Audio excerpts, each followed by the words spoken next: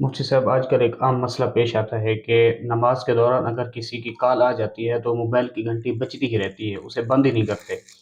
کہ نماز کے دوران موبائل کی گھنٹی بند کر سکتے ہیں یا نہیں کر سکتے؟ بسم اللہ الرحمن الرحیم۔ پہلی بات تو یہ ہے کہ جب مسجد میں نماز کے لیے آدمی آئے تو پابندی کے ساتھ موبائل بند کر دینا چاہیے۔ اگر موبائل بند نہیں کر سکتا تو آخری درجہ یہ ہے کہ موبائل کی گھنٹی بند کر دیں، اس کو سائلنٹ پہ وائبریٹ پہ لگا دیں۔ پھر بھی اگر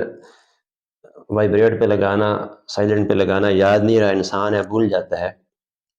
اور موبائل کی گھنٹی بند کیے بغیر نماز میں شامل ہو گیا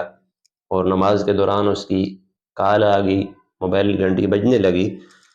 تو اس کو ایک ہاتھ سے بند کر سکتے ہیں۔ یعنی اگر موبائل دائیں طرف والی جیب میں ہے تو دائیں ہاتھ سے اس گھنٹی اوپر سے بند کر دیں، اور اگر موبائل بائیں طرف والی جیب میں ہے تو بائیں ہاتھ سے اس کو بند کر سکتے ہیں، اور اس کو چھوڑ دینا کہ گھنٹی بجتی رہے جس سے باقی نمازیوں کی نماز متاثر ہو، یہ عمل ٹھیک نہیں ہے۔